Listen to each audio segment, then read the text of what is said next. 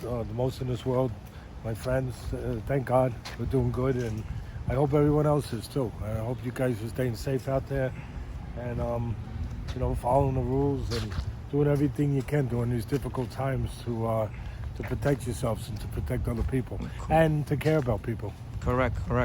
I want to give you major props for the series you're doing, especially in our gym with one of our fighters, named Kenny Robles. Very successful. I go on Instagram all the time, and in less than one day, I almost see like 130,000 views.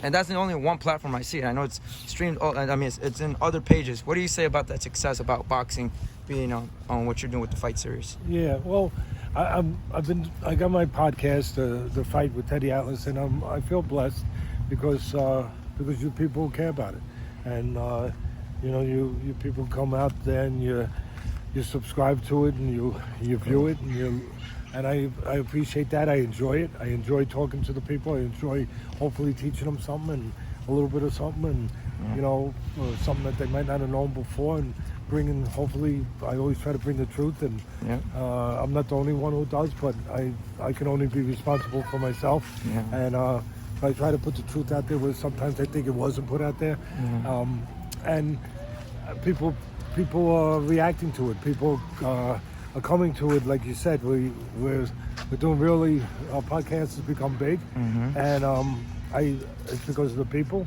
and hopefully because of what we're doing, and the people showing the appreciation of that, and that means a lot to me. I also doing these videos that you talked about with Kenny Robles, and Kenny's just a great person and terrific fighter, and I'm having him work with me on them to illustrate things. Where the website is dynamicstriking.com, and what it is guys that are the biggest makers of instructional fight videos in the world, and they were nice enough to come to me, I don't know, 4 months ago, and they came to my daughter. Actually, they asked my daughter, they asked me if I would do. Most of their stuff is in the MMA world, but it's the striking world too, and they asked if I would be one of their first guys to do the boxing and to do these videos with them, these instructional videos that sell on their website. At first I didn't know if I was that interested, I'll be honest with you. I say no more than I say yes, but I'm fortunate that my daughter talked me into saying yes, and here we are 4 months later, and it's we did a few of them, and the first one we did is their bestseller, so I appreciate you guys. And the first one was the fundamentals. What was it called? The fundamentals of boxing with me. It became their bestseller. So then they came and said, let's do another one. So I said, all right. And I said, well, you know what? We'll do peekaboo, the peekaboo style. There's a lot of interest in it. Not many people out there that can really teach it, to be honest. And so we did the peekaboo. That became their bestseller. So I feel blessed. And then said, let's do a third one. So we did a third one. It just came out today, actually, because once you do them, it takes about a month to be edited and produced. Correct. And get it up there. But the third one, and they're all ones that I have to think of what they should be. And it was the 14 signature punches of great fighters in the history of this sport. Like the bowler punch from the great Kid Gavilan, or the leaping left hook from the great Floyd Patterson. Whatever. So it's 14 signature punches. That just went up today. No, actually it went up yesterday. And guess what? They told me that it's selling really good. So that's great news. I just feel fortunate, blessed, appreciative, and getting a chance to teach without going to camp with somebody for 2 months, without committing to a fighter, without doing something that I'm not sure if I want to do it all the time. Yeah. But I can still teach. I can still teach this way by spending a day in the gym with Kenny, illustrating, and then teach thousands of people instead of one fighter. And so that's a nice thing. It's a real nice thing. I appreciate it. And then today's we did with Kenny was the world of jabs. There's so many different ways to throw a jab. A lot of people think the jab is just a conventional. I seen the other one too, where it's like a trip hammer. Yeah. Yeah, but that was Macho Camacho's, and most people don't even have any idea that Macho Camacho had a different jab, a very unique jab where it was a trip hammer. He just dropped it on you, bang. just like this. He just boom, he dropped it on. Nobody else jabbed like that. So what I did was I said, you know what, this fourth video, it'll be about the jabs, different ways to throw a jab. You know, the old saying, more ways than one to skin a cat. Well, there's a lot more than one way to throw a jab. And so it's the world of jabs. That's going to be up in about 3 weeks because it takes about 3 weeks to get them up. And Kenny's my man.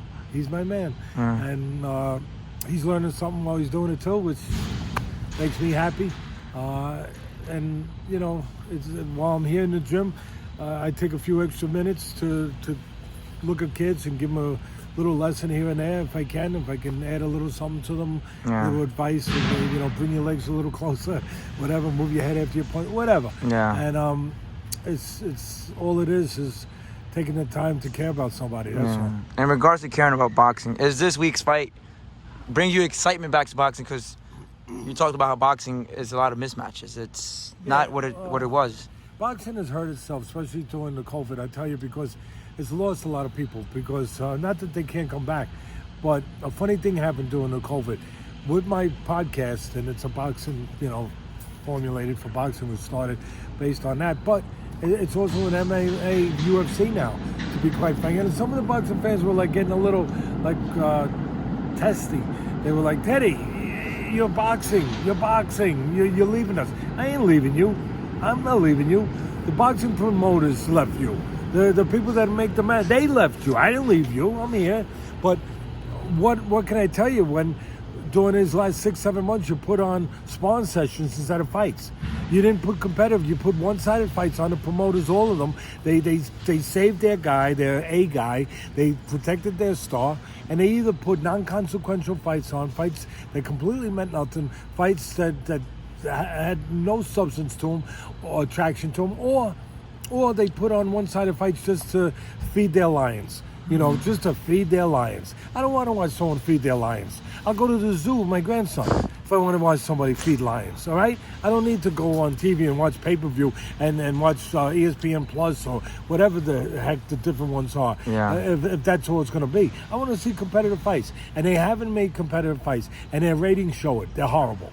And guess what? UFC during this time has been making competitive fights. So I've been breaking down UFC fights too, and they're better fights. And a lot of their fans, they're loyal, rapid fans, just like the boxing, and they came over to us because they appreciate that we're breaking down those fights, and I appreciate them that they appreciate us. Yep, that crossover, correct. Yeah, they're crossing over, they're coming to us, and it's not that I'm giving them all of a sudden more attention. I'm giving attention to them because they deserve it, because the fights mean more, because the fights are better.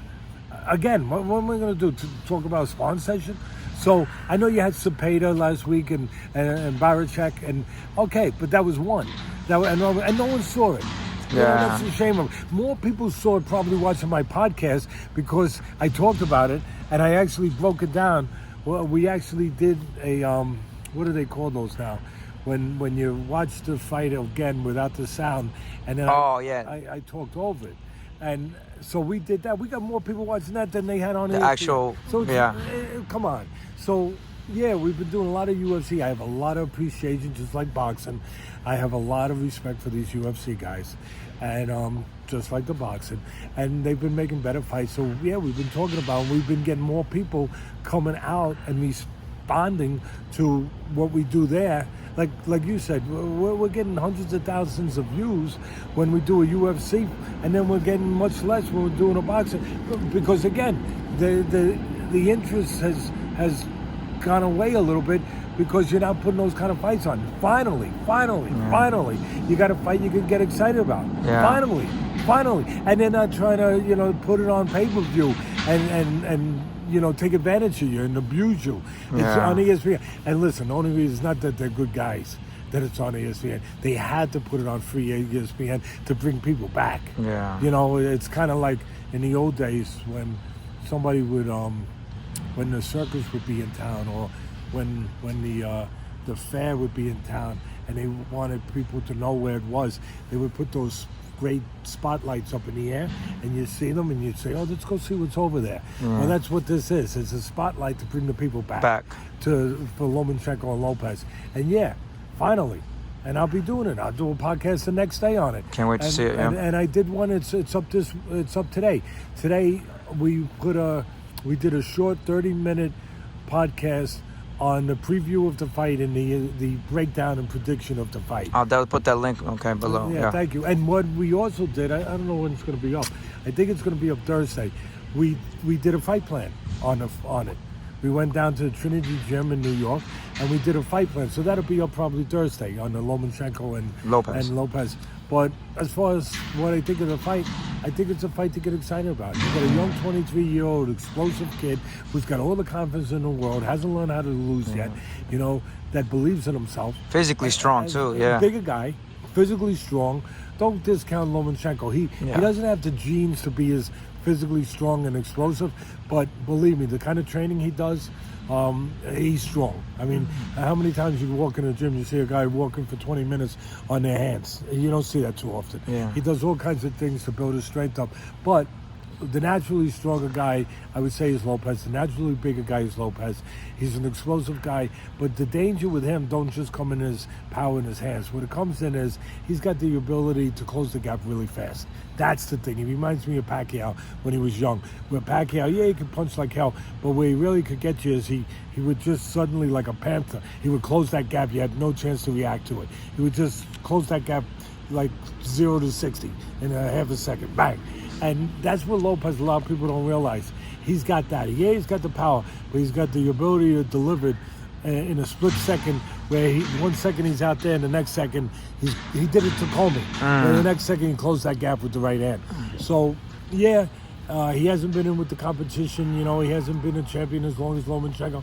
He didn't win 2 gold medals in the Olympics like Lomachenko, but he's got that eraser. He's got that confidence, and he's 9 years younger. And I always say, you don't judge a fighter's age chronologically. You judge it the same way you judge a car's age. You don't say, the car's 5 years old. No, you say, how many miles on the odometer? Yeah, that's what you go by. That is true. How many miles on the odometer? The car might be 10 years old. Oh, it's only got 15,000 miles on it because an old couple, those are the ones you're looking for. An old couple was sitting in the car. So it's really a newer car, even though it's 15 years old. Yeah. Same thing with a fighter. He's only 32, Lomachenko, but he had 400 amateur fights. He doesn't get hit a lot. That's what I was going to say, But he's been around, and you just wonder, is he starting maybe a little bit putting a foot into the shadow, just a little bit, where most people's eyes wouldn't catch it, but just a little bit. Listen, he's great.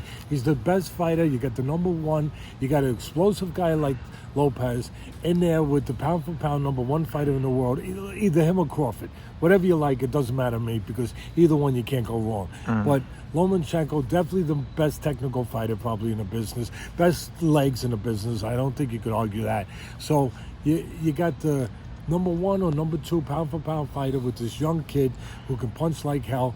You'll wonder if Lomachenko is starting, just maybe, and with the bigger guy too, if he's starting to maybe have his foot maybe just a little bit on the other side of it, and you're wondering if that could give an opportunity for Lopez to have his night. And you got 2 fathers that train him. That's another variable there, another element there.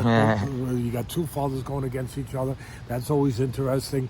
I think at the end of the day, a fighter like Lomachenko, who's been bred for this, born for this, his father and him remind me of Tiger Woods, where Tiger Woods' father made a plan when he was born to make him the greatest golfer ever.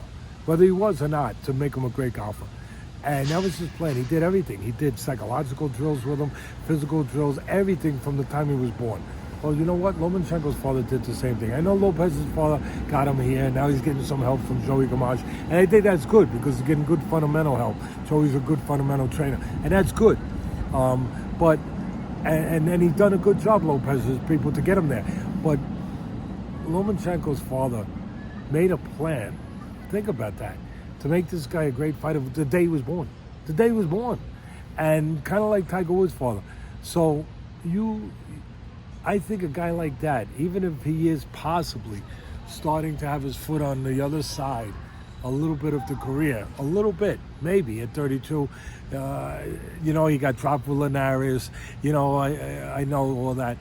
Maybe, if it is, a guy like him, a guy who's been great like him and who's been born and bred to be great, they know when the moment comes to be great again, when they have to be, and they know they have to be for this night, and whatever's the best that he can be, that will show up in the ring. That will show up, because that's what they do. That's what the special ones do. They get it together. Okay. And I think at the end of the day, it's going to be an interesting fight. Yeah. It's going to be a dangerous fight for Lomachenko. I'll say it again. It's a dangerous fight for Lomachenko because of all the things I just finished saying. Yeah, and going correct. over. But Lopez is going to find out a lot about Lopez. Yeah. And I don't think anyone else would probably even look at this, but 2 fights ago, the Comey fight, he knocked him out. Yeah. Sensation. 2 fights ago for Lopez, a lot of people said he didn't look good against the Japanese. And I know people that never admitted, like even people with top fight, Yeah. oh, we're not so high on him anymore. They whisper. They're not saying it publicly. But but it gets out there. Oh yeah, well, he might not be as good as we thought he was. But that fight was the fight he needed. Without that fight, I give him no chance against Lomachenko. Without that fight, he might not destroy Comey the way he did. Mental aspect? Yeah, okay, gotcha. Because you need to answer questions Okay. in life and in the ring. You need to know, can I go the distance? Can I depend on myself when things go wrong? When I don't knock him out, when I don't hurt him, can I still win? Can I still be okay? You need to get those questions answered. He got them answered. That fight was the most important fight of his career. Okay. And that's the one that I think gives him a chance to have a chance against Lomachenko. Okay. We'll move on real quickly. Jermall Charlo, is he a key player at 160 after he beat Sergiy Dervechenko? We know Sergiy. That was his first test. Okay. You'd like to see the next test. Listen, there's a guy who's been champion probably 5 years already, and it's kind of weird that he hasn't really been in there with the kind of guys you would think that would test him yet. But, it's part of what PBC does. All credit to them, but they protect their guys. They keep them all in the corral, so to speak. They keep them all at home, and they keep they keep taking, they keep them within their own realm of fighting each other. So this way, if somebody loses, they still got them. That's what they all do. Top Rank does the same thing, and that limits who they can fight sometimes. Let's be honest. It limits for you guys, for the fans. But and it's the reason why after 5 years of being champ, I'm standing out here saying, he really hasn't fought anybody at the level you would think he would after 5 years. Dervechenko is probably the best guy he's fought, but he's still a guy who lost to Danny Jacobs. He's still a guy that lost to Triple G, even though a lot of people thought he could have won that fight. Yeah. Very close. But he's probably the best guy he's fought. Because the other guy before that on his resume, what's his name? He was older, and he was already starting to get a little bit on. You talking about Charlo's last fight, or you talking Dervechenko? No, the fight that Charlo fought on his resume. The best guy he fought before Dervechenko. It was. You talking? He fought Dennis Hogan. Cornelius Cana Bunrich. Bunrich was gone. Oh my goodness! Come on, you gotta do better than that. Julian Williams. Well, Julian Williams. Yeah, but he caught him before he won the title. Before Julian Williams. Austin Trout. That's it. There you go. And Trout was a little bit on the other side, And listen, that was the best guy he fought on his resume, and it's all right. But again, after being champ 5 years, you want to see him test a little bit more. So Dervechenko came along, and I'll give you this. He fought a guy who's really not a puncher, but a busy guy and a tough guy, and obviously experienced, even though he didn't have a lot of fights. Dervechenko's been in there with Jacobs, he's been in there with Triple G. That's experience. And he got tested in that fight. Did he get tested to the extent that we wanted? Maybe not, no. But maybe that's got something to do with him too. And he got tested in a way, I think, if my memory serves me correctly, after about 7 rounds, maybe 6 rounds, it was all him, And then all of a sudden, Dervechenko came on and had a really good round. And I said to myself, we're seeing him tested maybe for the first time. We're gonna see something. Like I said, 5 years champion, and this is the first time we're seeing. But maybe we should have seen it earlier. But we always want to see our champions tested, to see if they're more than just talented, to see if they got the other stuff, if they got that underneath them, that stuff inside, where they can find a way, where they're tough, where they're determined, where they behave like a champion. Yeah, we want to see that. Yeah, kind of like when Sugar Ray Leonard was fighting, and one of the great fighters ever, one of my favorites, and he's fighting, and as good as he was, nobody really knew if they really trusted him, believed in him, or really liked him the way you want to like a guy until he fought Duran. Because then he won everyone over. He said he behaved like a fighter. Yeah, really. Like before that, he was just a guy with talent. Like, he's an Olympian, an Olympic gold medalist. He's a golden boy. He's got a great smile. He's got a 7-Up commercial. He's really good. But is he a guy we can feel a common bond with, that when things go bad, he'll find a way, that will be there. Yeah. And we got a little peek at that, or at least I did with Charlo, when again, maybe the 7th round, whatever it was, when all of a sudden Dervechenko was coming on, I said, okay, let me see now how he behaves. And the next round, what did he do? He came out and took control again. Yeah. He came out and took control again, he being Charlo. And for me, that was his little bit of a test of how he would behave when you wanted to see that. Yeah, I like the composure part of Charlo, because when he got pressured, I was like, what is he going to do now? Because we never really seen him get, like, pressured. Because Sergey's really... That's what I just said. Yeah. Repeating what I said. Yeah, correct. I mean, you wanted to see how he would behave. Correct. And he came back and he behaved right. Did he get hit in spots with timed right hands that maybe shouldn't be getting hit with? But that's something that they're correct. He's got a good trainer. But, Shields is really one of the real trainers. Yeah. There's a lot of them that aren't. Yeah. But he got tested a little bit. And Okay. that's good. All right, we'll let you go with this last one. Kell Brook, Terence Crawford, welterweight bout. Your take on that? Kell Brook might be the mirage in the desert. He might be the illusion where people say, "Oh, we're finally getting what we want. We're getting Crawford to be in with one of the fights we want." No, you're not. It's a few years too late. I know he had that great win with Porter. That was a long time ago. Porter's gotten better since then. And then he's got the 2 losses where, my memory serves me, he got his eye sockets broke and he gave up. I think, if I'm correct. Yeah, when he fought Triple G. Yeah. And then when he fought Spence. Yeah, oh yeah. Right? After that, yeah. Don't forget that. So, so this is a guy that, he's psychologically, physically, he's past what he was. And he's maybe even his damaged goods. And so it's not the fight that we really want to see Crawford. And Crawford, I think, is either number 1 or number 2 in the world pound for pound. But he's not the fight. I know they satisfied Crawford. They had to, because he's proud. If Crawford wants to show, he wants to fight the best guys. But guess what? Top Rank can't give it to him because they were PBC. Yeah. So you can't give it to them because they not. So what they did was they came up with a name. They came up with a blast from the past that they could maybe fool people a little. Just say, they're giving us, Crawford's getting. At the end of the day, maybe I'll be proven wrong. Maybe I will. But I'm not afraid to say it ahead of time and put myself out there. At the end of the day, no, I don't think you're getting that with Brook. I think you're getting another